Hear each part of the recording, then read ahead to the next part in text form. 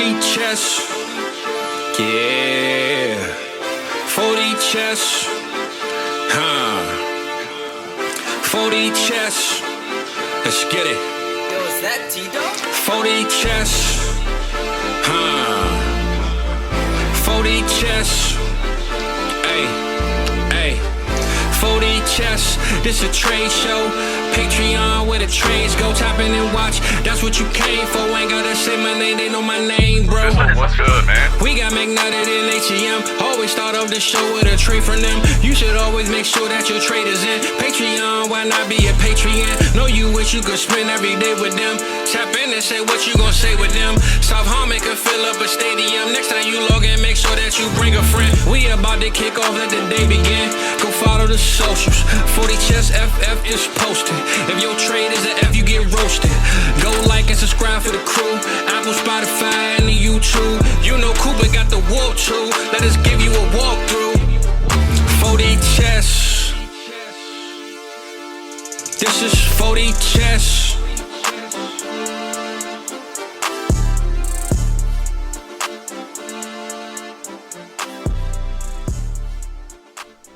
Yeah, welcome back in, everybody, to another edition of the 40 Chess Dynasty Football Podcast. Thank you so much for joining us. I don't know, Adam, maybe it's just me and like these new jerseys that came. Like I got this confidence, this aura, right? Or maybe it's the fact that we just wrapped up an incredible episode, which y'all be able to listen to on Thursday on the Campus to Canton Network. Canton Bound, we got Mr. Matt Bruning, Mr. Felix Sharp joined us. We had a fatal four-way, a cage match, and the way Matt and Felix were throwing shots and just left and right, it did feel like a cage match, man. We get along great compared to those. I was about to say there's, a lot of takeaways, but definitely one of the first ones is I don't know that Mike and I fight enough. Here I am leaving a couple of these like, man, dude's always trying me and this and that. No. Yeah, see these guys in action. Wait till you see these guys in action. Holy cow. Almost awkward for us. I personally was loving it. It was fantastic, man.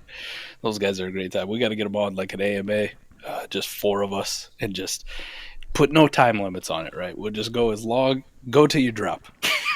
We'll go till you drop or somebody throws a haymaker. But if you guys haven't paying attention, we are up to an incredible week of content, right? So for most of you be listening to this or watching it on Friday, the 40 Chess Podcast. For those of you patrons tuned in live, welcome.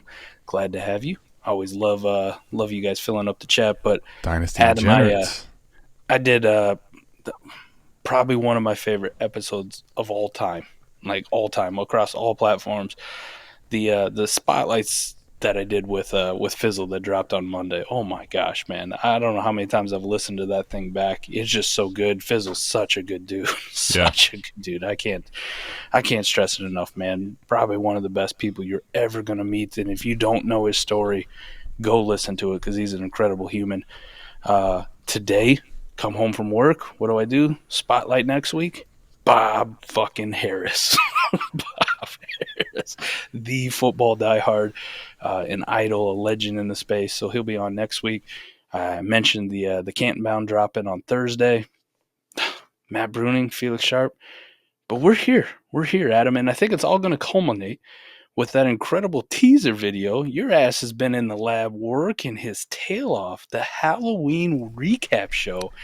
I'm excited. I didn't even do shit. I just got to show up, which is probably the best thing. Like, I'm in the best role here. Even though I'm wearing the Justin Herbert jersey, I should be the all-star. But I'll take a back seat to you, buddy. You're incredibly talented. That thing looked amazing, and it's only like a minute and a half teaser. I was going to say, man, I'm excited for it. I've been doing, when doing content, Mike, one of the things for me anyway is like, we talked about this. This is partly how this 40 Chess show started. When listening to content as a consumer, which is, whether you are someone that makes content or not, right now, Mike and I started not doing that, right? We met not as someone that tried to create content. We just would take pieces of content that we liked from other people and kind of created our own process for Dynasty through that.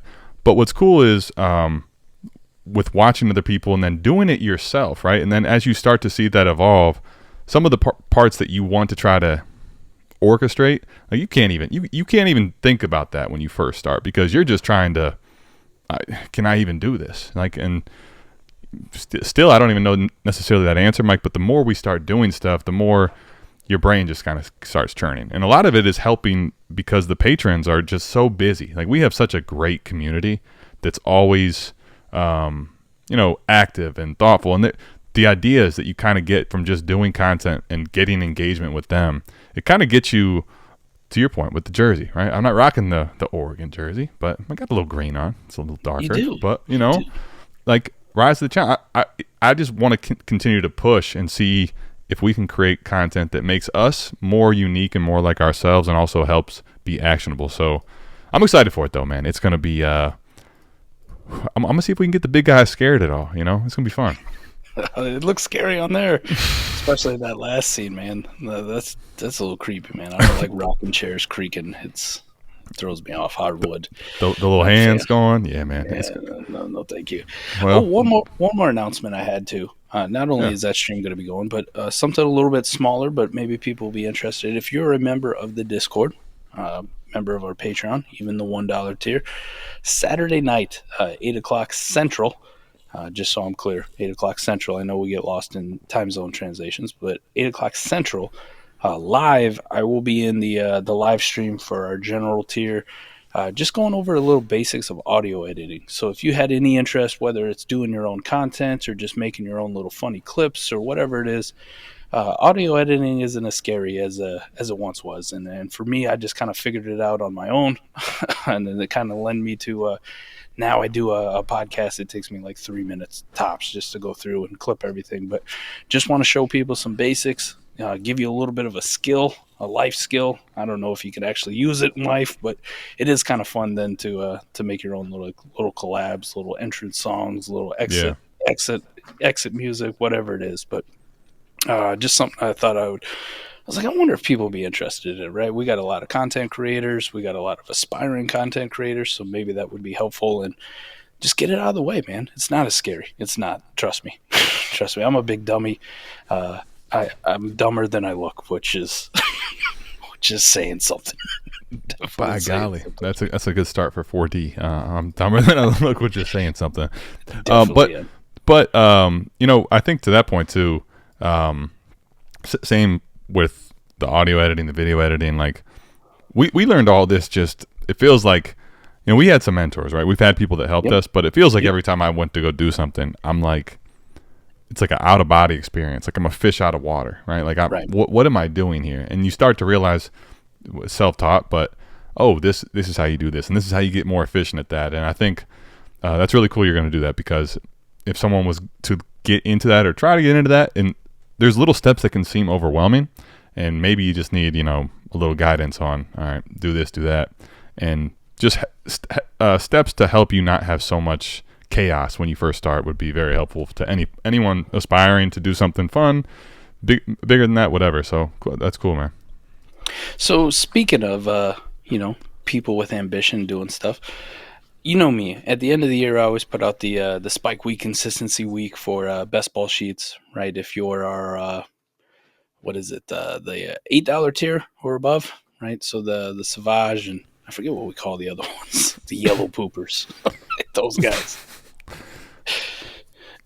If you're that tier above, you get access to them. But Adam, one of the biggest struggles for me is I got to pull that data manually, and then I got to format the entire sheet. And our content schedule is ridiculous, and then you and I both got families and kids and work, and everything else gets in the way. But sure, thankfully, we have such a dope ass community that helps us out so much. So Tom, the legend, the fucking legend, Trucker Tom, up there. Man. It's my guy. The North Pole.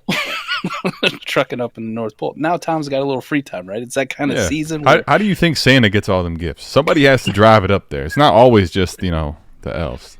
No matter Tom's what people want to tell you. I could take care of that for you. So Tom dropped the in-season best ball chart. So I kind of wanted to go over that and just let's get some takeaways from it. We have Warp, but I also like to look at it from a best ball perspective. Like, how many times are these guys actually entering your lineup consistently? How many times are they actually spiking? Let's do that, man. Let's do that. I'm gonna pull it up here. I've looked at it briefly, but I haven't really had a chance to go over it. So this is perfect, man. Let me get this pulled up. there's some interesting ones, right? And I'll just start at the quarterback spot. We'll start with the most sexy position. As far as best ball consistency is concerned, Jalen Hurts number one, no question about it. And it's not really even, I'm not going to say relatively close. He's got Josh Allen by a spike week, right? So he's one more spike week than Josh Allen. Same number of consistent weeks, and they both had week one, which we talked about probably on the recap show and subsequent shows going after it. Like, quarterbacks started slow, man. Like the top tier guys, those guys we spent all that draft capital on, that early startup pick, whatever it was, sent those 3-4 firsts for. Didn't really pay off early in the season, but here lately, they come. Here they come, man. What? See, sometimes you got to just patience, man. Patience. Surprisingly, you're starting to see a handful of the higher end ones pay off. Not all of them, but a lot of them.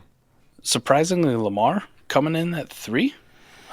We've kind of talked. It just seemed like every recap show. Like, I'm almost like a broken record with Lamar too. Like, you ask me about him every single week, and I'm like, it was okay, but I want to see more. Come on. Well, we finally saw more last week. QB1. We can't spike any harder than QB1. Well, okay, because all right. See, this is where Mike. It's interesting you started with that one, because I was going to make a point about him, but then just in one of our shows this week, like, one of the nice things about doing as much content as we do is I don't have to necessarily plan, like, I want to talk about Lamar here. I just know I had a point about Lamar and I'm going to talk about it. But then, like, this kind of illustrates the point I want to make way better. It's one of my favorite parts about these tools is when they confirm something that you're thinking, right? Obviously, I miss plenty, and they confirm that too. But I like when they confirm what I'm doing right or thinking about right. Lamar, okay. The reason I wanted to say that is it felt like for us and for probably everybody that Lamar didn't quite have that takeover game, right? Right. And to the point you were making about quarterbacks in the early part of the year, Mike, week 2, he's actually quarterback 2. Or I'm sorry, week 3, he's actually quarterback 2, right? But it didn't feel like that because it was that's relative to the field, right? Warp's still the same way, right? It's relative to the replacement quarterbacks that week. But when we think about elite quarterbacks like Lamar, like these guys like Hurts and Allen and Mahomes, like, we want to see these guys go bananas, win you a week. And the interesting part about this is, like, the difference in his week 3 and his week 7 are monumental, right? But it's only one spot based on the best ball spike consistency weeks. And the reality is, though, Lamar was 2 in that week 3. Anybody could have beat him in that week 3. It's going to be really hard for someone to beat him when he's playing like he did in week 7. So, like, the spike week and consistency week will not necessarily always tell you that part of the story, right? But if you go back and watch and you see and you're thinking about this, like, dude, Lamar this week in week 7, this last week versus week 3, it's just the week happened to be different. But my gosh, man, that week 7 performance is what we've always wanted to see out of Lamar. So the fact that even still, when he wasn't playing Lamar like the first 6 weeks of the season, he was quarterback 2 and 3. Like, we may have been too low on this guy all along. Kind of to culminate the whole point is he's doing that high end stuff week 7. He was actually been pretty damn good when he's okay, and the floor has been pretty solid. So there's a chance we may be too low on this guy even still. I think for me, I always wanted to see more, but, like, I've never really panicked on Lamar. I'm just like, come on, let's really get it going. Let's get back to it. But if you think back to the offseason, I'm sure you could find clips of it, if you actually care about the clips I was right on and not just the ones I was wrong on, which is numerous. But, the thing I said, people don't care about the ones you're right on as much. You know that. The thing I said about Lamar quite often, like on the trade show or whenever his name would come up, and I'd be like, this is a guy who just a few years ago literally broke fantasy, right? Literally destroyed fantasy scoring, like set records just for ridiculous amounts of fantasy points scored by a quarterback in his MVP season. So to discount him as like QB8, QB9 just felt terrible. It felt like a horrible move. Like, he should have been much higher towards the top. We shouldn't have been so excited. Even though Trevor Lawrence is good, right? Like, Justin Herbert, I'm rocking his jersey. Like, those guys have had moments. Like, Lamar felt like the one who was the discount because we had actually seen him destroy fantasy football before, and there was really nothing against him doing it again, right? Well, it was almost like how couldn't he do it again because his weapons got so much better. And I'm not saying like Odell is anything special, or we know Rashad Bateman's not what we hope for, but Mark Andrews is fantastic. We were excited about Zay Flowers coming in. Mm-hmm. We obviously thought that he would have a running game with J.K. Dobbins. Unfortunately, that didn't last very long, and never has, unfortunately, either, right? It never has lasted very long. Right. But he had his left tackle back in Ronnie Stanley, the big part of their offense as far as pass blocking and stuff goes. So the pieces were in place, and it wasn't a Greg Roman stale offense running this read option 24/7. Like they were going to be a little bit more explosive. So the Lamar one, to your point though, like it kind of felt gross. Like it felt like Lamar was a discount, and I still actually think, just judging by like some trades that have been floating out there, proposed to me or counters going back and forth, you could probably still go get Lamar. Like even this number one QB performance, this being third overall quarterback on the spike week consistency week, like Lamar still feels pretty attainable. Like doesn't he? Like it doesn't feel like he's priced himself out of that range where you can go like, if I really want Lamar, I can get him. Well, and let's go ahead then and dive into this is a multi-layered discussion here. And there's the multi-layered facets of this is, Mike, prior to May 4th, like this guy could really be had because he didn't have a contract. The Ravens aren't going to play him. Right? He's not going to ever play for Baltimore again. Who's going to play him? Is he going to play next year? Is he going to sit out the whole season? Like, where is he going to play? Is it only Baltimore that he's good in? I forgot about that, right? I forgot that was going on. Yeah, so you had a window from, goodness, man, January till, especially like in March and May around the draft buzz when this was happening.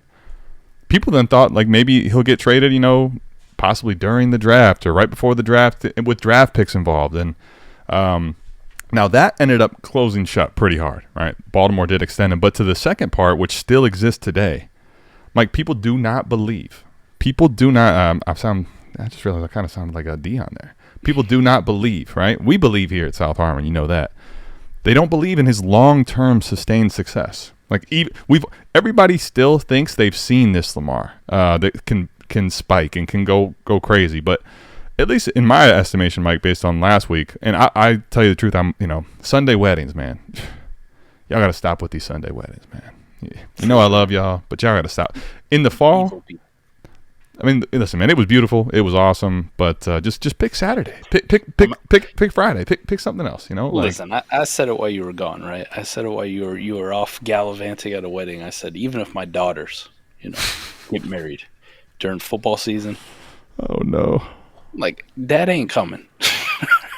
I'm sorry. I love you. But you guys can have from like February through August. I gave you this giant chunk of time to just say I do and do all that stuff, Don't pick from September through January. Come on, I just asked for a few months. Yeah. There's no football season weddings. Come on. Yep. So off topic, but the reason I'm bringing it up is I didn't get to watch as much of the game as I wanted to, but I did see some of it because, we streamed the pregame, and then I'm out here trying to last minute get holograms and stuff into StreamYard, and it was convoluted. But Mike, what I did see of him was like this was a guy that actually played pretty well, like one of the better games efficiency wise anyway for him as a passer too. And I think part of the problem is, Mike, with him. Okay, and the second part of this aspect is once the contract's away, I think there is a group of people, and I want to make sure this is clear. I don't think it has anything really to do with race. I think it has everything to do with people don't believe he can be a passer that actually matters in fantasy, right? And I think there's a group of people that may never, ever leave that point. We just got off of a podcast with the C2C guys, Matt and Felix, and I think Felix illustrated a great point. There is sometimes take lock that people will never leave. They're confirmed priors they're going to stay with for forever, right? One of the things we try to do pretty open here is talk about things we get wrong. And I think because there is such a group of people that are so strong, they don't believe in Lamar as a long-term passer, and they think it's all his rushing upside, they're eager to get off of him because they don't believe there's a long-term sustained success for Lamar Jackson. So I think that is the reason why he still can spike like this and still can be had for a price which isn't Mahomes. It is not Jalen Hurts. It is, I mean, Jalen Hurts even, Mike. A year ago, people were wondering if he can pass. Like now, Jalen Hurts is significantly more expensive than Lamar, right? And I'm not even here to say who's right or wrong. My point is, at the end of the day, my point is this. There is an elite quarterback discussion, and the prices that fall for those, Lamar is not meeting the price of the elite ones, and for a lot of people, he's still not an elite one. And if that's the case, I don't know what we're doing. Yeah. Other than we should be buying. We should be buying at the top. This told me we kind of knew from Warp and our Warp discussions. Kirk Cousins has been very solid, very good. He checks in at number 4. Pat Mahomes, Tua Tagovailoa, Jared Goff, Justin Herbert. No surprise there. Adam, again, I'm talking about a guy that most people are starting to hate pretty badly. Jordan Love. Jordan Love. Y'all hear that? So, I know. Sometimes it takes patience is a good word to use today. Jordan Love's fantasy finishes on the year: 3, 15, 7, 14, 24, 14. Yep. He's only had 1 week where he hasn't been a consistent or above average option at the quarterback position. Correct. 1 week had. Correct. At some point, we got to give the guy a little bit of flowers, even though on the field it doesn't look as pretty, and we can knock him whatever. But Warp is telling you that he's a decent enough option. Spike Week Consistency Week is telling you he's a decent enough option. Now, if you ask me, probably, I don't know, maybe after week 3, right, when he's QB7, was that a good time to buy Jordan Love? No. People are going stupid for him. How about now, though? 4 weeks later, we've had multiple games where, he does fucking nothing in the first half. The offense doesn't look the greatest. I mean, this last one, I hope I don't get his name wrong, but he used to be the backup quarterback. Played at Virginia for the Packers too. Ben Kurt. I hope I don't get his name wrong.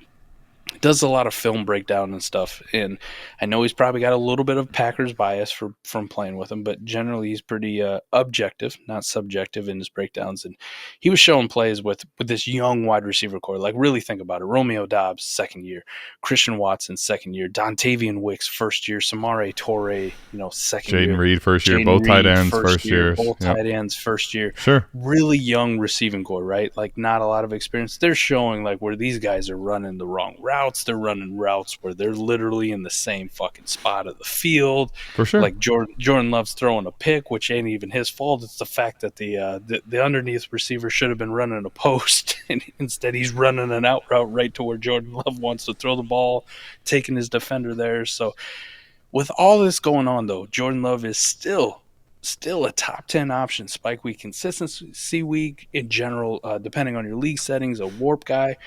And people are really starting to sour on him, you included, and me too. It's hard to watch sometimes on Sunday. You're like, man, what are you doing? How do you throw a pick in this situation? Or how do you do fucking nothing in the whole half? Nothing. Yeah. You can't get the ball to Christian Watson on a slant and let him house it from 60? Come on, let's go.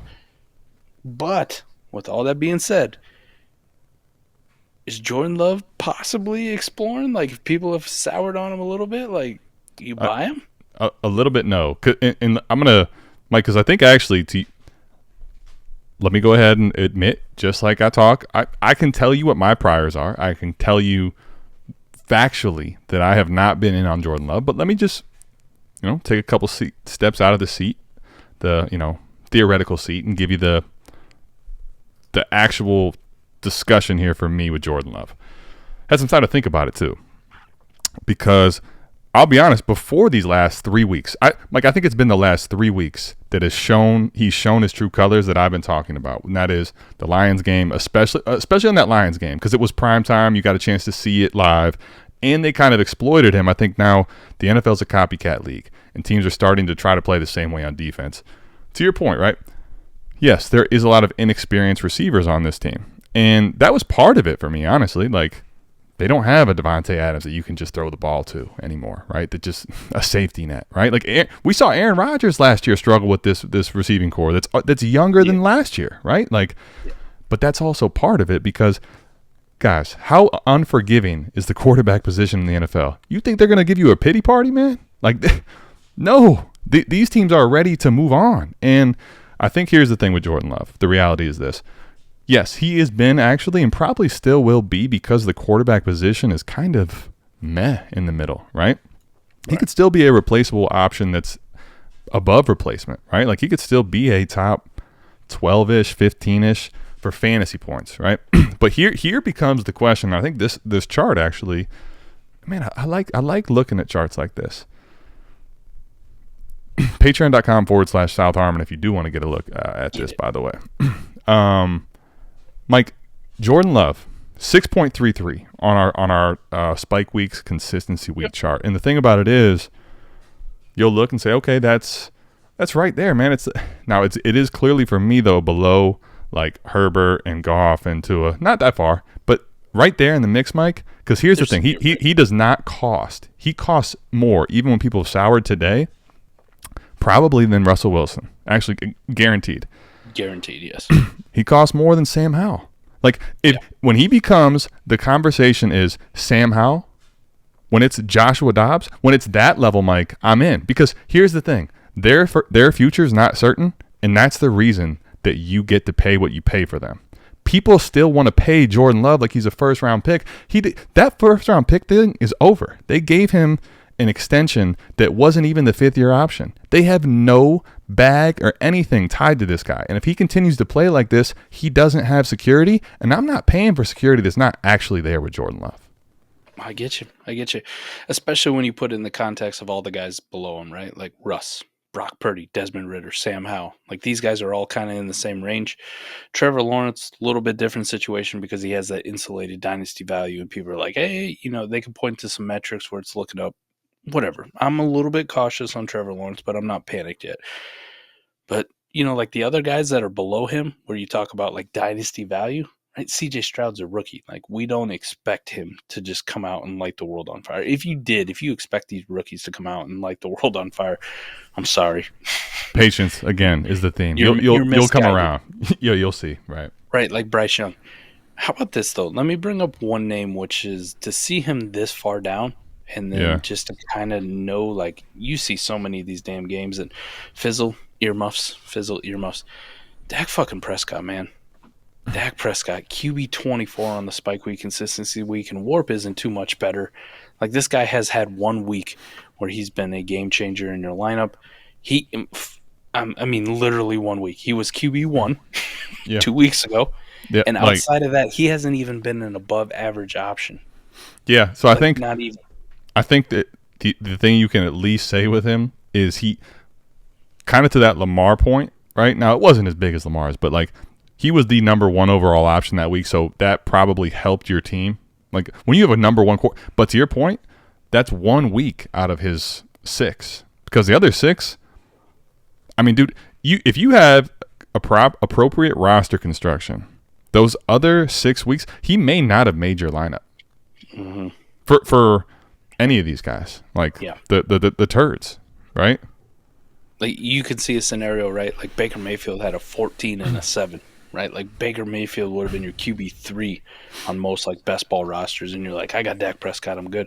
Baker's in there making your lineup, right? Daniel Jones, he's only had 1 Spike week too.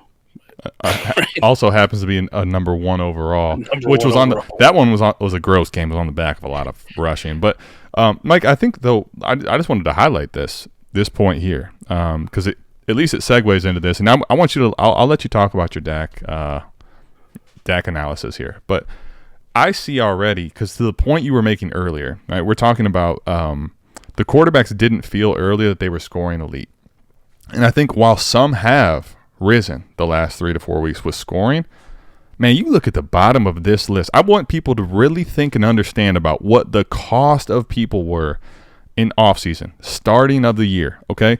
Listen to these names that are giving you nothing, and this is part of the reason we talk a lot about tear downs and multiple shots in best ball, okay? And that this Spike Week consistency week is really geared for best ball.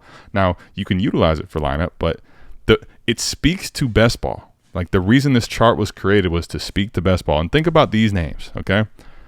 31. I guess it's 30. 30th overall. Deshaun Watson has given you 2 consistency weeks. Now, mind you, this is going to give you an average. So it's not actually going to hurt you for the time that you've missed, really, right? Like, man, 2 consistency weeks. And then the other 2 weeks that he played, 30 because he left early last week, and 25 in week 2. Kenny Pickett, garbage. Joe Burrow, man. Joe Burrow, now we understand that he was hurt and he started to play better lately. Coming off of a bye, hopefully. But Joe Burrow going into week 8, Mike, is the same as Kenny Pickett and spike consistency weeks. Imagine. Like, I don't care how hurt he was. You'd say no way. Then to your point, Daniel Jones, Dak Prescott, and Bryce Young's here. So you got Bryce Young, Deshaun Watson, Joe Burrow, Daniel Jones. Shoot, Geno Smith you could even throw in here for people that paid something for him. People expected at minimum something, and a lot out of these guys, for more so. And they're getting the opposite. They're getting nothing out of these guys right now. And we're going into week 8. You might not be able to sustain that. I think that's probably one of and to be completely honest, this is how we learn through the process. And I've always been transparent about this. I learn more from my fuck ups than I'll ever learn from, I probably, Adam, you're in some of these leagues. I got maybe 2 or 3 leagues where I haven't lost a fucking game yet. I'm in first place by a long shot, haven't lost a game, up by points. I'm probably not learning a whole fucking lot from that league, right? The ones I'm learning from are the ones where I'm struggling and I'm 7-5 against the median, or, I guess it is week 7. So it'd be 7-7, whatever it is, where I'm struggling. I'm the 5th or 6th seed in a best ball when I thought I had the roster construction perfectly. Those are the ones where I'm learning the most from. Those are the ones I go to and I'm fuck, I wish I had an extra third to send for Deontay Foreman right now. I wish I had a third, I wish I had a couple fourths I could toss at somebody and take a shot on Pierre Strong, to fill my running back depth. Yep. Those are the ones I learned from. Yep. So I say that to say this. Even in best ball, I was tooting the horn, get those 2 elite quarterbacks, man. Get those 2 studs at the top.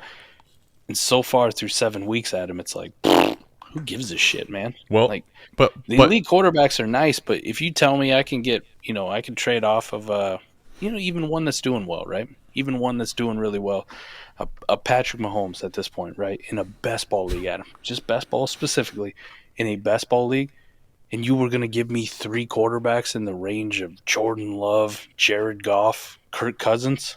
You're that ain't enough for Patrick Mahomes. What are you doing? We add these first up, that ain't even close. I'm telling you, I'll be kicking the shit out of my entire league if I had those 3 quarterbacks versus 1 Patrick Mahomes right now. Well, yeah. Okay, so I do think now to that point, if you had 3 quarterbacks in the middle range, right? Yes, you're talking Goff, who's already had 3 top 5 weeks. You got, who was the other one you mentioned? Kirk Cousins has had Jordan Love, but even go grosser, man. Say it was a Sam Howell, Desmond Ridder, and a Jared Goff. Ooh, yeah. Well, now, okay, because I think to your point, yes, you are going to have too many shots at the dartboard, and in a year, in this season, you probably the combination, if you were to add it up, is going to beat Patrick Mahomes, right? The one thing I'll say though about the elite quarterback approach is, I think right now we have enough data and we're starting to see the trends to where that approach isn't wrong. The problem with the approach, and the problem with any approach in best ball, is more to your point, and that is when you consolidate too much, or if you pay too much for anything, you don't have enough backfill to if you get one thing wrong. Because if you could have easily told me a scenario, Mike, where you paid, I'm talking elite, right? A lot of people say, well, okay, you got Deshaun. He wasn't really elite. Okay, fair. Let's go ahead and let's say you paid all the way up. Josh Allen and Joe Burrow. And to do that is going to cost you, an arm and a leg. You're going to lose everything. 8 first, whatever it is. All that startup picks you're going to have to give up, probably be shorter in number of players, whatever it is. You have to give all that up. Joe Burrow giving you the same as Jimmy G right now, you can't afford that, right? Now, but to the same point, if you were to just select differently, that's the edge that people see if you had Jalen Hurts and Josh Allen right now, you're not saying the same thing. You're saying, man, you give me them 2 elite quarterbacks, this is the way to go, right? I get you. It's just understanding that when you consolidate in best ball, if you miss, it is going to be heightened to the degree that's going to cause your team like grave success, man. You're going to lose big time. And for me, a lot of the reasons that my teams that are undefeated, Mike, I think I have 3 right now that are undefeated. Those teams are actually good because I have teams that are terrible. And some teams that are terrible that don't have picks, right? I've learned a lot of things along the way that have helped me make right what I've done wrong. Some of these rebuilds are going to be bad because of what I've done. But it helps you in other leagues to keep figuring out things as you go. So some of the leagues that I'm undefeated in definitely are best ball. They sure as fuck ain't line up. How about that? Let me not even front here on this one. Wait, say that again, sorry? The teams I have that are undefeated are best ball. Yes. Because they line up. I got one undefeated lineup league, Mike. Shout out Scott Connor, man. He got to me at least a little bit ahead of time because my lineup approach used to be awful, dude. All right, terrible. So the QB room in one league that's undefeated in best ball, Josh Allen, to your point. Good. Hit it on that. The outliers though, not two studs, at quarterback, right? Because I'm rocking Russ, Desmond Ridder, Tyson Bagent. Nice. Bagent, baby. Let's go. Yep. Bagent. I guarantee I picked his ass up off a waiver somewhere because I sure as fuck wasn't rostered him to start the season. How about the other one that I'm undefeated in? Let's see what this QB room looks like. Come on, load up. Oh, you're going to love this one. I believe it. It's best ball. I believe it. You're going to love this one. Not an elite quarterback to be found. Jared Goff, what you go? Yep. Okay. Sam Howell, Brock Purdy, Baker Mayfield, Zach Wilson, Andy Dalton still chilling. And Andy Dalton had a week. He shows up on the sheet. Andy Dalton actually did have a week. Now, Mike, in best ball, well, keep going. I just wanted to, while you're looking for your next one, that doesn't mean that in best ball you can't destroy people with 5 or 6 middle of the road guys like you just brought up. Like that doesn't mean that doesn't still exist. Those are the only undefeated like running away with it right there. Those 2. Just looking for any other ones that are successful, just to kind of get a gauge of like what's actually working from a best ball perspective with quarterbacks. I got one that's 6-1, so no median. Tua, Daniel Jones, Tyrod, and Zach Wilson. So definitely not the sexiest. Right? You're undefeated there? 6-1. Okay. All right. Still really good. Yeah. So I'm looking here. My teams, Mike. Well, let me just tell you the one lineup team that I have that is undefeated because I think this actually probably to you for having a lineup league that's undefeated because my lineup contenders have struggled. I fucking suck. Mike, this is completely shout out to Scott Connor and that's a smart dude. And he was the primary one, but honestly, other people in the dynasty space that are smart. That Mike, one of the greatest things about doing all these different leagues and content is like I've really got to see the differences and how giantly different they can be in best ball lineup, Mike. Because what I want to make sure that you realize is that team that Mike talked about with the middle of the road quarterbacks. That is an extremely viable strategy in best ball. Lineup, I'm not even saying it can't be, but the problem is now you have to get your rest of your team so correct, and you have to start the right one of those guys every single week. Because my lineup team, Lamar Jackson and Patrick Mahomes, that's my quarterbacks. You give me a start 9 lineup league with Superflex with them 2 quarterbacks, you will not beat. Mike, here's my running backs. You want the best part? Here's my running backs. Wait till you hear this. Roshan Johnson, Saquon Barkley, who's been in and out of the lineup. Outside of that, wait till you keep hearing. Cam Akers, Raheem Blackshear, Kareem Hunt, Amari DeMarcado, which has not ever made my lineup because the one week I started him, he got 2 carries, I think. Tank Bigsby. And you didn't start him last week when he fucking did something. That's exactly what I'm meaning, yep. Tank Bigsby, Antonio Gibson, Rico Dowdle, Justice Hill, who I think I maybe started once. That's it. There you go. Like, but in best ball, that can still work. Just understand if you don't have backfill because you paid all the way up for those other guys, or if you miss these quarterbacks and you get Joe Burrow, you cannot make it up, man. Your ass is grass. It's over. I actually do have one lineup league. Wow. Look at you. Look at you. I have one lineup league that's undefeated, Adam. Let's see what the quarterbacks look like. Patrick Mahomes, I know that much. I paid an assload to go get him. Patrick Mahomes and Dak Prescott. So Dak has been god-awful, but Patrick Mahomes has been carrying the day. And you probably have a really good team built around it if you're undefeated. The rest of the team is fucking stacked to the tits. Right. To make up for the fact Dak's been god-awful. Yep. But anyway, so when I go through this list, the keys for me, and I wanted to hear your Dak Prescott analysis too, but for me it's clearly in best ball. One, if you get the elite quarterbacks at the top, like the ones that are really up there and secured, dude, they're worth it. They're worth it. The problem is if you overpay and you miss, like if you miss and you're overpaying or consolidating, if you don't down tier enough, if you landed Dak or Daniel Jones or Joe Burrow, Deshaun Watson, Bryce Young, these guys are killing you, right? And you can say whatever you want, but year in and year out, someone could say, yeah, I told you Dak was going to be bad this year. Someone might say, yeah, I told you Jones was going to be bad this year. Or someone might even say, hell, I don't think Joe Burrow was going to be right ever since he got hurt. Like, you could pinpoint one maybe here and there, but the reality is you're not pinpointing year in and year out which one of these guys is really going to struggle like this. Like, you could probably sell me that Mahomes is unlikely to struggle like this, but by and large, some guys are going to have bad years, even the good ones. So if you don't roster construct appropriately in best ball, this sheet's showing me that you have big time downside that you don't see. So here's the thing with Dak. And this would be my take. And Fizzle, again, cover your ears. I'm way okay at this point. Like, after seeing it, I've been kind of disappointed in the way he started. I've been disappointed in that whole Texas Coast offense. Like, I've been disappointed in the way that they sometimes don't use CeeDee Lamb, or the way that they're actually using Tony Pollard and going to get him fucking killed. Like, Mike McCarthy is on a trajectory to get his ass can't. Done. And then we got a whole new regime next year, and who knows where the situation is with Dak. So I don't really know what the certainty is with Dak Prescott. Like, would I like to think Dak Prescott's the quarterback next year? Yeah. Like, he should be.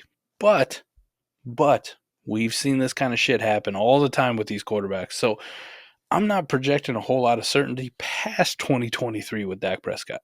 All right, I don't think he's getting benched and Trey Lance is coming in anytime this year. All right, that's not what I'm saying. But if I have Dak Prescott, his keep trade cut value has taken a hit. But Adam, I still think there's time to like get out at a reasonable spot.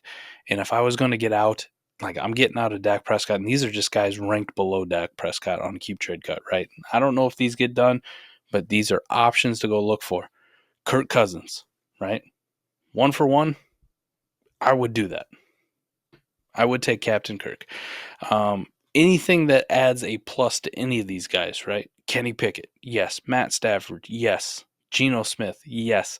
Derek Carr, yes. Russell Wilson, yes. Mac Jones, yes.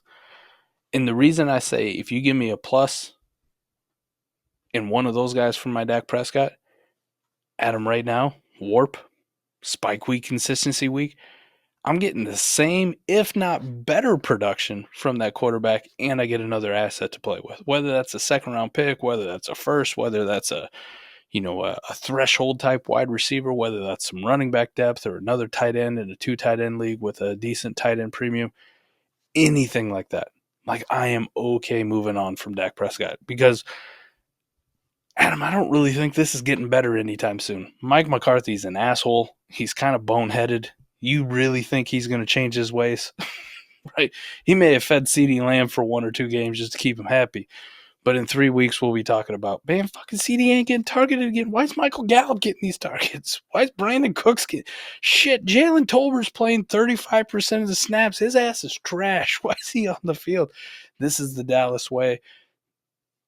If Kellen Moore was still there, I'd be more inclined to hold on to Dak. But he's not. This is the Mike McCarthy show. He ain't giving up hope. He also knows he's probably coaching for his fucking job. So do you really think he's going to let the reins go to somebody else to call the plays or to devise an offense? Not a fucking chance. Not until they kick him out of the building. So that's the sad case with Dak Prescott. And that was probably the biggest like Dak defender outside of Dallas Cowboy fans, But as an Eagles fan, for me to be like, Dak Prescott's a buy in the offseason. Like, this is an underrated top 12 quarterback, like with really good weapons and explosive offense. Through 7 weeks, it's like, fuck, man, I'm good. Like this Dak thing, I'm good. You get me to a Matt Stafford who's performing better, and you give me any type of plus because people are like, Matt Stafford's retiring after this year. Adam, I don't know if Dak Prescott's going to be the starting quarterback in Dallas after this year, to be completely honest. So what's the difference? Give me the guy who's playing well and give me a plus. So that's where I'm at with Dak. That's my Dak take. Fizzle, you can unplug your ears now. And Adam, you can unmute yourself. Yeah, I needed to. Well, Mike, to the point you're making, I understand your point, and I absolutely think that there's a chance that Dak is not as secured as maybe we thought. I mean, certainly 2 years ago, probably even this offseason. Now, the one thing is, I mean, like after this season, they stand to get hit with a $62 million cap hit. I think, Mike, we at least get Dak in Dallas for another year. Outside of an injury, okay? And That's a good point. I hadn't looked to see what the cap hit was to move on from him. So, and the second point will be, now I want to make sure, like when I'm posing this counter, I want to make sure I'm not completely being dismissive of your point, because I think you make some good points. Like certain offers I would take. However, the one thing about all those other guys that you mentioned there, now in best ball, if I'm getting the correct plus, fully agree, definitely agree. Lineup, I think I might be a little more hesitant, and I would need to know what the plus is. And this is the point I'll make about Dak. As bad as he's fucking been, I mean, dude, he's been bad. Like, don't let me sugarcoat it. Dak has been pretty darn bad.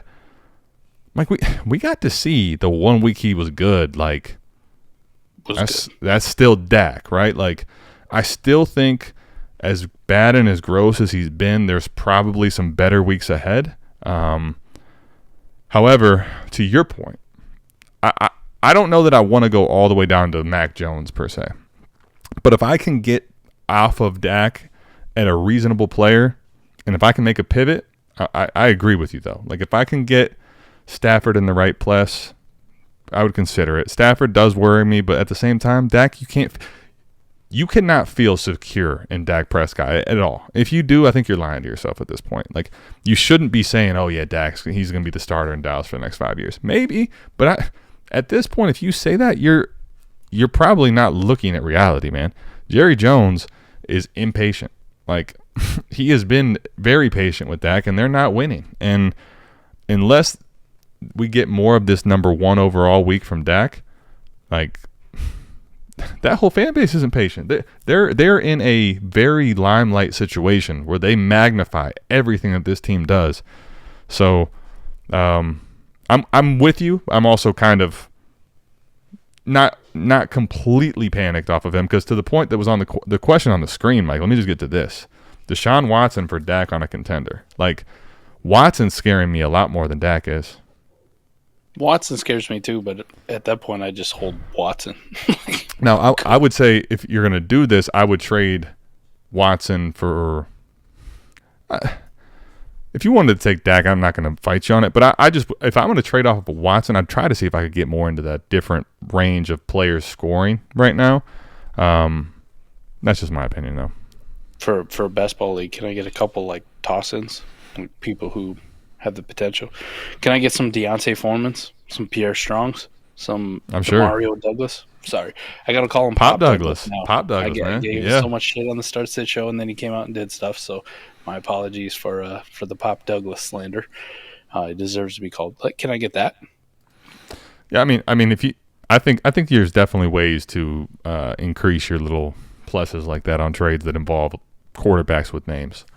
Right. So I'm with you. Couple of these tight ends that have like a chance to maybe enter a lineup every now and then, because the tight end position's so god awful, so horrible. Yeah. and I'm with you. I agree. I think Dak, if you can get out for anywhere near name cachet value, is a player you should be exploring trading away. Fizzle's comment on there about Dak being a game manager. Okay, yeah. I was about to say, is he just a sexier version of Brock Purdy? But essentially, Brock Purdy's outperforming the shit out of Dak Prescott here, right? Well, I'll actually say, you know what's crazy though, Mike? Because I think we both agree here.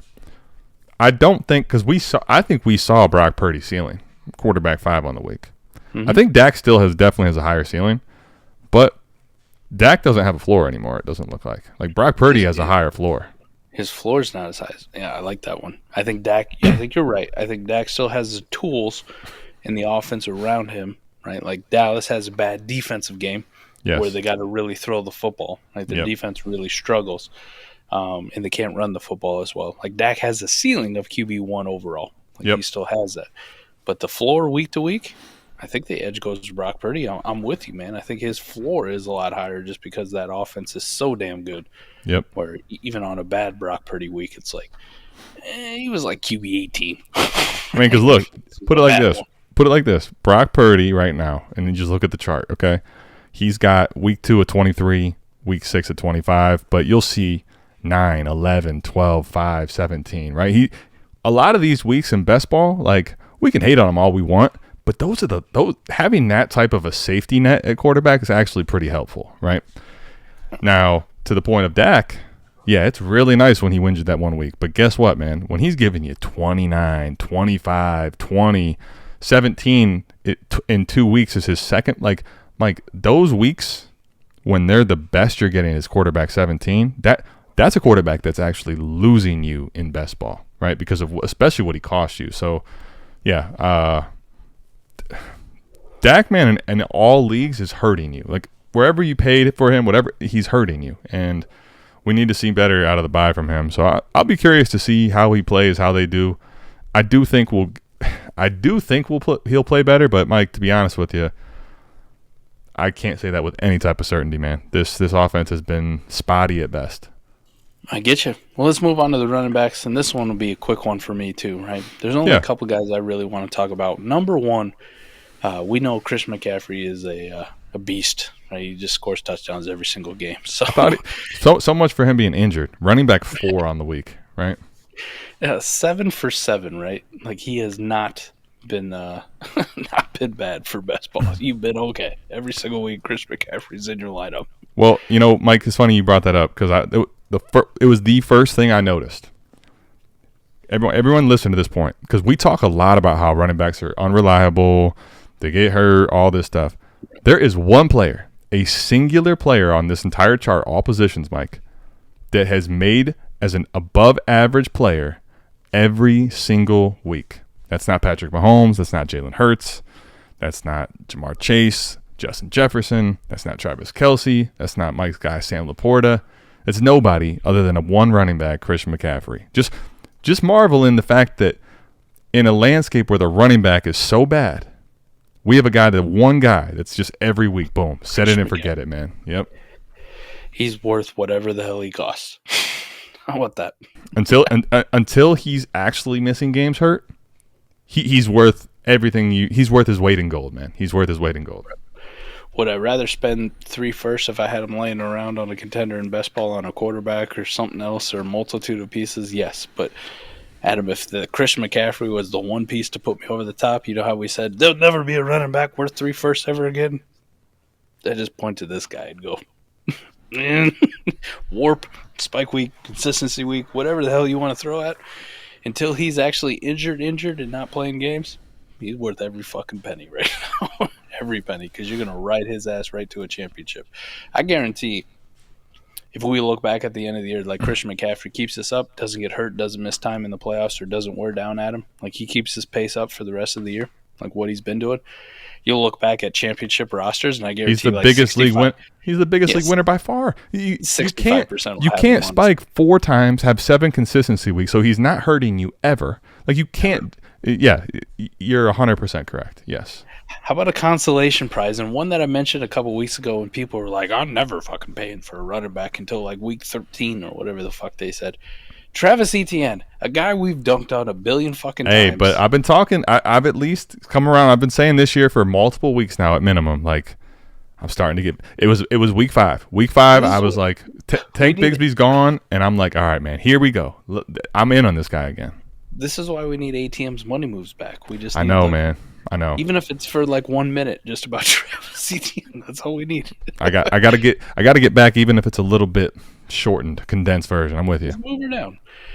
We know Raheem Mostert, Kyren Williams have been good, but the second running back I really wanted to talk about, and this is one, I don't know, I toot my own horn a little bit, and let's revel in this, man. Let's revel in this. We've had such bad years with this fucking guy, DeAndre goddamn Swift. Right? Yeah, man. Yep. Talk about being good, man. From running back 73 week 1. Yep. What did he get? 1 touch? 2 touches? I think he had 1 touch for no yards.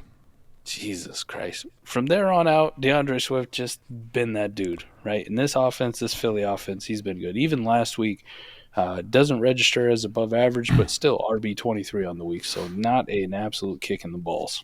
No, and I mean, think about it this way. Week 1, I mean, I'm sure people did put him in their lineup, right? But if you were to say that week 1 was an aberration, okay, and you look at the following 6 weeks, Mike, he is the only other person on the list here now that would only have 1 week where he wasn't consistent. So, like, when I think about how the season's played out for him and how good he's been since getting the workload that Philly's started to give him, that started in week 2, this guy set it and forget it, man. He has 1 week where, and you're telling me his floor is running back 23. Like, as we continue to go down the list, Mike, I want you to just everybody think about that. Dynasty Generous, think about that. He is now in solidified company until proven otherwise with an injury or something of a guy that gets the work, gets the passing work, and has a floor and a ceiling in a very good offense. And this is with, mind you, this is with them, having the whatever the heck you want to call it, the brotherly shove. I don't. That's with him getting basically nuked opportunities at the goal line. Like, this is a guy that you want to have in Dynasty, man, in fantasy, period.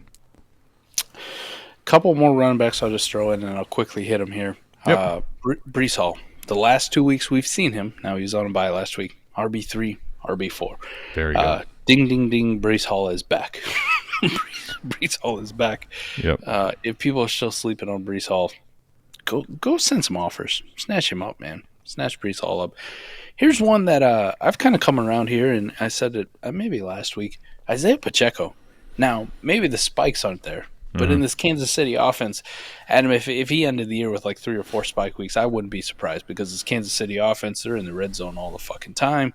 Andy Reid designed some offensive plays, but talk about consistency from outside of week 1 and week 2 where he was RB29 and 29. He was consistent being RB29. After that, above average every single week of the season. 5 in a row. So Isaiah Pacheco is a very good one to go out and explore, at least in the cost. Yep. And then I'm going to throw one out here under the radar. This one hurts my soul a little bit. Brian Robinson. Well, that guy too. I was going to go with the only other running back who doesn't carry a shit ton of dynasty value outside of Kyren Williams and Raheem Mostert, which we know how good they have been when they are playing, right? Those are guys that should be on your radar. Kyren, you're going to have to wait on this IR stint, but Raheem Mostert, definitely make sure that you're doing whatever you can in a best ball to go try to get him. Throw every goddamn third you got, right? You got 6 thirds, throw them all at see if they'll bite. I don't give a shit. Go get Raheem Mostert. Now I do have to. Well, agreed. Point end of discussion. Go get Raheem Mostert. If he's to be had, you should acquire him. Like, I just, as a contender. I just wanted to make this point real quick for everybody. Okay. Yep. Like, this is why, dude. And I've been. You listen. You go back and listen. If you've been listening to me for a while, you listen to Mike for a while. You listen to this show for a while. 4D Chess. We've been running back guys. We talk about, even in Bestball, how important running backs are. But listen, bro. Bijan Robinson right now. I wanted to, whatever you invested in him, I don't care if you got the pick. Luckily, let's say you even traded for a first and you got it as a random first and it became 101, 102. Mike, this is why. Like, investing the capital into Bijan. I love Bijan. I have Bijan. But, Mike, he has to smash right away and stay healthy. And he has to be all those things to make the price tag of that worth it. Right now, he's been solid in 4 weeks, but when he's got, that's not even his fault, man. The Tyler Algier stuff, the Arthur Smith, it's not his fault, but like this, you see him sick or whatever, right? This is without even injury talk. Like, he's not been giving you what we wanted out of a running back, and this is probably, to me, Mike, if Bijan Robinson can be this going into week 8, like this is my axe, right into my heart, man. Like, I've got to stop with running backs that cost way more than single first. Like, I just have to, because it does not make sense. It doesn't make sense. Like, because Christian McCaffrey is one of the few elite aliens, but like, I can probably find Kyron Williams or Raheem Mostert at much more of a discount than not be exposed to what happens if it goes bad for Christian McCaffrey, if Bijan doesn't smash. It just, this list highlights that for me, man. And I hate to say that. Because it's not the way I've always played, but it's something I have to continue to lean more into, I think, man. So, one more running back I'll throw on here too, right? Yeah, do it. This is a guy we hit on, you and I both. Some other people in the industry hit on him too, but we talked about Christian McCaffrey, right, being 7 for 7 every single game he's played. Yeah. There's one other running back. Every single game he's played has been above average, and that's Alvin Kamara. And yeah, man. He was suspended for the first 3 games. If you go look at WARP, there's only one other running back since Alvin Kamara has not been suspended and been active that is better in WARP, and that's Travis Etienne, correct, who also made the list. But Alvin Kamara is number 2, beating out Mr. Christian McCaffrey. So Alvin Kamara, every bit of a first-round pick, he is worth. Hey, man, shout out. Every single bit. Shout out to everybody, Dynasty Degenerates. If you're around Sunday, in between the 4 o'clock slate and Sunday night football, Alvin Kamara's got a nice little addition in the Halloween recap, man. He's been a monster. I believe it. How about wide receivers? We know how awesome Tyreek Hill's been. You don't need a spike week, consistency week to show that he's fucking awesome. But Puka Nacua, Adam, come on, talk about Nuka. Nuka. Listen, man, I this one, Mike, for me was tough, and we had our discussions, and the first 2 weeks, right? So it's the first 2 weeks where you're like, man, this just doesn't make sense. Like, it's not likely to continue, like, because you don't have a good enough sample size. Week 3, actually, the crazy part was like, relative to, he had 73 yards or something, right? So it's like, really, the week wasn't that bad. It's just all these other receivers scored more, and I'm kind of thinking, like, if this is his floor, I think I'm really in. And that was about the time where me and you kind of disagreed. And I think the reality is, forget me and you, okay? You look, and at that point, Mike, I bought in, and the reason I did was because I'm looking and I'm saying I'm futuring out. And I'm futuring out both sides. I'm saying, okay, right now he probably cost in the range of a single first. And I said I'd rather keep the liquidity, but if I can trade a receiver that's maybe not doing what you want, and it's only 3 weeks in, I mean, who knows what they're going to do. But the truth is, at that point, you think about it, he's not even, it's so early, but he's not a part of this prior discussion. He's now, he's the highest receiver in like NFL history for, he's checking box marks that don't exist for these other guys that are drafted way down there. So for me, it's like, okay, I'm going to basically evaluate him more like what I've seen him on the NFL field. I know the cost is higher, but if it actually is that's going to be someone that's ridiculously good for my team, and I will have underpaid. Now, if I miss, though, right, the flip side is if I miss Quentin Johnson or first, like, I bet you Puka still could dent you a second. Someone will think they'll buy in low. Like, I think for me, the high-end upside with what I saw was the reason I bought in. And now look, Mike, look at this now. You got us. He's got 3 weeks inside the top 5. When you're looking at this list, and guess who's all in here? I mean, you got Stephon Diggs has had top 5 weeks.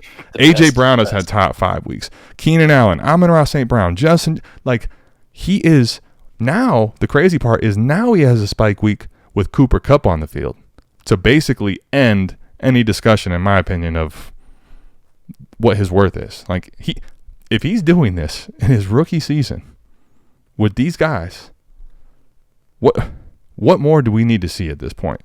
Like it's going to be one of the more like fascinating stories, more ridiculous outcomes. But man, 7 weeks in, I don't need to see any more. Like I feel very, very good about his future in the NFL. So I got two different categories here for the next group of receivers. The first one we'll talk about is high floor with juice, meaning that they have the potential to spike. So that's going to be like your Adam Thielen, right? Yeah, yep. And by high floor, I mean with juice, 3 spike weeks on the week, on the year, Adam. Yeah, man. Pretty good. Who saw that coming? Not me. We know Amon-Ra definitely fits in that category, but one that was the first ATM money move, Jakobi Meyers. Cha-ching. What's up? High floor, but he also has some juice. He has a spike week on the season. How about this next category I have, though? Just high floor. Just high floor. Maybe not the juice, but just high floor. That's going to be your Michael Pittman Jr., right? He's got 3 above average weeks. And Christian Kirk. Both these guys, best ball leagues, these guys are definitely worth a first, Adam. Like, definitely at this point. Like, can we just lay this shit to bed? Like, definitely worth. You're a contender. You got a first. Go see if it'll get one of these dudes, Christian Kirk or Michael Pittman Jr. Add them to your receiver core because yes, you're going to talk more weeks than not, probably 50%. These guys are going to be in your lineup. They're going to be making your wide receiver 2, wide receiver 3 position. We haven't seen a spike week out of them. I'm not saying they can't, but if they only finish with like 1 or 2 at the end of the year, I wouldn't be shocked at all. But consistent-wise, these guys are being fed target after target, number 1 options in their offense. Would I prefer to go try to get some of those high floor with juice guys, the Jakobi Meyers of the world? Yeah, I'd rather go try that one first. And I bet it don't cost her first, but if it did, I think the juice is worth the squeeze on that. I agree. I think, and I agree on all those points. Jakobi Meyers proving. I mean, this is what, mind you, Davante Adams is still over there, people, okay? Outperforming him. Like, I'm not even going to tell you that I expect that to continue. But the mere fact that we have this much of a sample size where he's outperforming him, like, he's absolutely worth whatever he's going to cost you. If it's over a first, okay, fine. I'll let him pass. Mike, don't overlook though, because in the same, I got to get back to money moves. You're not wrong. Been trying to make sure that the crew's on sturdy ground, but you know what? I got to get back to it because I'm looking here, man, and it just shows. Don't forget about Kendrick Bourne. I mean, this is a deep shot, Kendrick Bourne, throwing him out there, Mike. Wide receiver 13 on our chart. Here's the best part about Kendrick Bourne, and I kind of was trying to highlight this the best I could in a very short video, but because after that, right, you could look and say, oh, Adam, you great. 69, 53, 63, 55. Mike, you know what's great about Bestball? What he cost, I expect those weeks and don't care. But he's given me 5, 10, and 10. That's massive. That is massive for his cost of acquisition. So, Kendrick Bourne's another cheap one. But to your point, man, Christian Kirk, Michael Pittman, generic first, absolutely. Michael Pittman, especially right now with the change in quarterback for the rest of the season to Gardner Minshew, I think his floor is going to be a lot safer than it once was at wide receiver 100. Here's a couple of negatives, right? Potential sell candidates. I love this list. I know which one's coming that has to be said. If Mike doesn't say it, I'm bringing it up. Fizzle, cover your ears. CeeDee Lamb. CeeDee Lamb, DeVonta Smith. Right, I'll give you a Cowboy and an Eagle. Both of these guys. It is very hard to believe CeeDee Lamb is this far down, man. Right. Whatever it is with this Dallas offense, we covered it a little bit with the Dak thing. I'm just good, man. And he's not delivering for you for what his dynasty market is. This is somebody I would explore moving. DeVonta Smith, yes. I've been pretty vocal here, at least lately, that I find it very hard to believe that this current construction of the Eagles offense, this 2023 offense coordinated by Brian Johnson, is going to have enough juice to support A.J. Brown, Dallas Goedert, DeAndre Swift, who is a welcome surprise for us in the passing game being used. Where last year we didn't use running backs at fucking all. Now we're using running backs out of the backfield. And by using running backs, I mean using DeAndre Swift with what he really does really well. and then also being able to support a sustainable DeVonta Smith. I don't think it's because of talent, just because of where his dynasty value is at him, but what he's actually giving you on the field. This would be a prime candidate for me to try to move off of to go get a Jacoby Myers. Let's get a Kendrick Bourne tossed in. Let's get an Adam Thielen thrown in here. Like, let's get here's a good one. Here's one that I think is kind of underrated. Cortland Sutton, right? Oh, man, that's just what I was going to go to. Mike, just think about this for a second. Everybody listen, Dynasty Generates. Right now, Cortland Sutton is worth to your team what Chris Olave is, because the next guy I was going to have as a miss. I don't think that he's necessarily a bad receiver, or in lineup, maybe it's a different conversation. But, Mike, Cortland Sutton and Chris Olave are doing the same thing for you in Bestball right now. Right. Who cares? And, I mean, the crazy part is, like, Cortland Sutton has not been giving you some year that you're like, holy crap, this guy's good. Now, he has proven that there's a little more juice in the tank than people probably thought. However, these guys both have 2 consistency weeks. And just understand, though, right, one of the things that this highlights to me, Mike, it actually does translate to lineup more than anyone else, and that is, if my receiver is not one of the guys that has multiple spike weeks, what is this dynasty value? Because if it's not multiple spikes, and I got a bunch of dynasty value stored up in this guy, he's actually costing you way more in dynasty value than he's helping your team either format. And to me, the consistency weeks show you, okay, this guy in lineup, you just said it, forget it. He's probably still worth it. But if you don't have multiple spike weeks at this point, Mike, because look at all the spike weeks we have in here. Like, you got Josh Downs on this list. You got Michael Pittman. You got, Pickens, Kendrick Bourne's on this list. Like, you can get a spike week out of people, man. Like, if you can't get to multiple spike weeks, are they a top 12, top 10 receiver? And if that's the case, man, you're probably better off seeing if market lets you get out. Right. Yeah, I'm good. Like, I'm good on selling CD. No way I can put him as wide receiver 2 in the game. Sorry, Fizz. I mean, now to the point of, if somebody was getting crazy or panicked, I could be in on buying CeeDee Lamb. But to your point, Correct. If I have CeeDee Lamb stored up right now as like this guy that's supposed to be giving me elite weeks and he's not, can I still get out for an old price? I'd be interested in considering that one. I still think of this group as probably more the enigma. However, I still have to treat this like I'm trying to win, man. And when we talk about best ball, CeeDee Lamb should be someone you should be trying to get 3 pieces for sure. So, tight end position, and then we'll get out of here, Adam. Let's do it. Ho-hum. Look who's back at the top. Right? Look, Travis Swift. It took him a while, man. It took him, The crazy part, I just want people to think, like, I love Dynasty football, man. Like, I love the community too, for a lot of reasons, like the patrons we have, the community we're growing. But I love this impatient 2023, like, y'all are out here trying to bury Kelce after 2 weeks because he didn't play in week 1 and he was 5 and he's 8 in week 4. Oh, his head's not in it. Man, go look at the numbers. And when Swift is there, his head is very in it. He's got 100 yards a game. Lo and behold, Mike, the guy's missed 1 week. He's given you 2 number ones. He's given you 5 spikes. Of the 6 games he's played, he's a top 8 tight end, every single one of them. He is a spike week, every one but one. Like, stop. Everybody stop. This guy is just tight end 1 until he's not. And that's when he's not playing football. Like, that's the way I'm viewing it at this point. There's other nice tight ends out there, man. There's TJ Hawkinson. There's your guy Sam LaPorta. There's Mark Andrews. You can tell me which one you think long-term tight end 1 is in Dynasty. But if you're talking about, I don't care if it's Dynasty or Fantasy, if you're talking about what tight end you want to win a title, there's one. There's one, and that's the one. I'll give you 7 tight ends right now, just looking at this list, that matter to me, Adam. And then nobody else, right? And that's Travis Kelce, 1, TJ Hawkinson, Mark Andrews, Sam LaPorta, Evan Ingram, surprisingly very, very solid, very, very consistent in this offense. Darren Waller, as bad as the start of the year is, this last couple stretch, right, these last 3 games, and boom.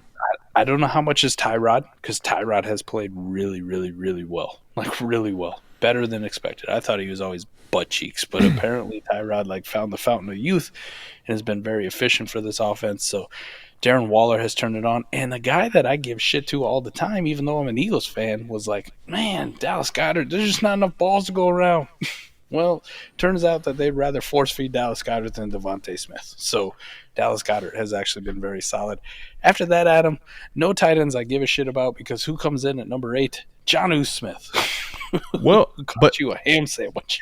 All right, so I got two things on this. One, shout out Koopa, shout out A-Warp, because it's kind of spoken to this point. Now, Mike, I'm going to talk to you about like the two you mentioned before, Jonnu, because I'm with you. When I see Jonnu, I'm already like, okay, this is where we can stop really like acting as this is some special place, right? Mm-hmm. That's just not. But think about this. Jonnu Smith right now. Look at. Shout out A-Warp, because a lot of the Warp stuff that we've talked about through the debates and discussions and seeing the charts that we have, they still are highlighted. They still come through in these spike week consistency weeks, man. Jonnu Smith in our process, right? 2 spike weeks, 3 consistency weeks. That gives you a combined score of 5.66. All right. Dallas Goedert is probably the one here that you could possibly consider paying more attention to, because of the fact that he's got a 5 and a 2 attached here, right, in the last 3 weeks. So maybe if you're saying the target load is more like the latter part of these last 3 games, could see a little discussion of an argument, but I'll still fade, Mike, because here's the reality for me. Just look at and understand this, okay? Travis Kelce, TJ Hawkinson, these guys are well ahead of 10, all right, on the score here. Mike, when you go down, right, Dallas Goedert, Jonnu Smith are 1 point away from each other in combined. Great, you got that Dallas Goedert, man. Yeah, he's had some sweet weeks. Jonnu Smith, basically the exact same thing. So the rest of your team is what's going to matter, right? Like, look at this list. Everybody south of, I would say Sam LaPorta, but that's for me, right? And Sam LaPorta, because he's doing this as a rookie, is the reason, right? And because his target share, his snap share, everything's checking the boxes. Because the reality is his combined score is not that much different than Ingram, but I can get behind it because I think this is going to be sustained further success down the road. But this just shows you still, Mike. You know what this chart really shows you? There is 3 tight ends that matter again. There is 3 tight ends that matter again, man. And there it is. There it is. The rest of them are all replaceable. Logan Thomas, Jake Ferguson, Jonnu Smith, Cole Kmet even. These guys are all within a couple points of each other. Like, just trade out of the value, man, when you have it. Honestly. Like, even in Bestball, if you can get off those guys, and just as long as you're staying in 1 or 2 of the ranges, like if you could get off of Dallas Goedert and you could pick up, Cole Kmet and a plus, right? Like, I know it sounds gross, and I'm not telling you to just dismiss Goddard's value, but you're just better off having multiple shots than you are having one of these guys that are closer to the top. It's Kelce, it's Hawk, it's Andrews, it's LaPorta, and I don't care, man. I'm trading off of value. If I had Waller, this is a good time to sell. If I have Goedert, this is a good time to sell, in my opinion. I'm with you. Back to 3 tight ends that we give a shit about. Yep. Nobody else. I love it. That's so depressing, man. Listen, man, sometimes we're so eager for change that it didn't actually happen. We made it happen in our mind, right? I know. I wanted it to happen. Of course we did. Of course we did. I wanted. T-Rock asked why, if Kelce's so amazing, how about we pay for him in shit auction? T-Rock, I'll explain it like this. I'm the number 1 team. Everybody looks at my team and goes, I can't beat Mike. Mike has no draft capital to go buy Kelce from you, so therefore Kelce won't sell for anything. Sorry. T-Rock, let me answer your question like this. My team, by the way, actually, this was a point I wanted to make, so I'll go back to it, Mike. In lineup, okay? Because we talked about the quarterbacks. Now, Dynasty Degenerates, I know this is circling way back, and maybe you forgot about it, or go back to the quarterbacks, Mike. I wanted to talk about this in lineup, and T-Rock brings it up. It perfectly highlights this. So in lineup, right, you want to build with the elite quarterbacks. And in my mind, Mike, I had not quite the elite ones, but I had 3 that are damn near close to elite, or you could say borderline elite. You know who those 3 are? Daniel Jones, Dak Prescott, Deshaun Watson. You know what that means? It means that team's 2-5. That means that team's not winning. It just the team's not the perfect build around it. Like it's close. It was a cleanup. It was a cleanup from some of the wrong roster construction. But I have Sam LaPorta. I have Darren Waller. I have some, good receivers. I have a good team. But when you have those three quarterbacks, if you pick those three wrong ones, it doesn't matter, man. So to the question here, he's asking, are you more willing to trade Slim and Swift? I've always been willing to trade them. The reality is, the answer to this question that you're not going to like is, no, the price didn't change because I'm 2-5. I was 2-4 when you were trying to buy them last time. The price isn't changing, all right? I'm willing to trade them. It's just the price has not gone any different. And T-Rock, your team is not that way. We're 7 weeks in, Mike. Let me ask you this question as a last get out of 4D chess. We're going into week 8. I believe his team's 5-2. You're sitting on extra first. Like, there is a point of holding, and I talk about being patient. But at a certain point, you also are saying, I'm secured into the playoffs. This is no longer a late first. I'm willing to start pushing some of my picks in. You don't have to unbolt all of them, but there is also a time where it's shit or get off the pot, and this is now more of the time to, go ahead and shit, man. Go ahead and use a couple of these picks because you don't have to make the trade with me. I'm just talking in generalities. If you are going into week 8, you are now at the point where you should know very clearly we're far enough along. If you're a playoff team, if you built correctly, there still could be some injuries, some things that go wrong, especially if you're flush with a few extra picks. You don't have to hold them all till week 13, all right? You want to actually probably start seeing what you can get with some of those picks. You don't want to hold them for forever. It's that fine balancing act too. Like, I always look at it and go, man, I'm doing good. Like, do I really need to trade this pick? But then there's also the other thing in the back of my mind. Let me reinforce some stuff. Let me reinforce my team so I can secure that week 1 bye. Because we know, especially in lineup leagues, well, even in Bestball, but especially in lineup leagues with the amount of variance and the way roster construction and bad weeks happen, not having to play one fucking week in the playoffs is a massive deal. Massive deal. Like, I'll let you all deal with this shit. Now I only got to win 2 games. And if I only got to win 2 games, I really like my chances a lot better than having to win 3 in a row, right? Like, it's just so much easier. So there's also that point when I'm looking at my leagues, even in Best Ball, where I go, I'd like to hold this pick a little bit longer. I'd like to hold some of these picks a little bit longer. But then I also look at it as like, I don't really want to drop a game right now. I want to keep building this lead where it's almost insurmountable. So that way I have the number 1 seed or the number 2 seed locked up. And I don't have to worry about week 15. Like, not my fucking problem. I'll let y'all play. I'll come back week 16. I'll get the dub. Now I'm in the championship game and I've already locked up some money. Like, if I win, I win. If I lose, I still win. Like, either way. So sometimes maybe good. Very, very beneficial. Sometimes maybe good. Sometimes maybe shit. Maybe shit. All right, Fizzle says, now that I'm part of the team, 2024 needed on a startup. Fizzle, you already know we get you in a startup. If you're listening to this and you want to get in a startup with the 4D guys, make sure you hit the Patreon. We'll probably do an in-season startup. I'll be honest with you, Mike. I don't know that I'm ready for an in-season startup yet, but at some point maybe. Quite yet. Yeah. Not quite yet. We got to let the pain sink in of some of your failed contenders. Let it go another couple weeks where you're just like. Oh, I've already had that pain sink in, but we can sink it in a little further if you want. No problem. I got plenty of good teams too, but the failed contenders is never fun. It's just the reality. It sucks. You're gonna have them, man. But Fizzle, we'll get you in a startup. T-Rock says the price is too high. T-Rock, stop capping. We had a back and forth. We were close on the first one. I was looking to get some pick liquidation, and you basically told me all your 2024 picks are off the table, which is what killed our discussion. So let me at least discuss what actually happened with us. I got excited. Me and T-Rock got a deal done this week, and it was actually reasonable. Nice. He understands the value of the Tua Tyreek stack in Best Ball, so he came and got it because my team was dog shit outside of those 2 players. So congrats to T-Rock for actually having the stones to push in. Unlike worthwhile purchase, yep. Fucking Canadians. Always trying to nickel and dime you. Yep.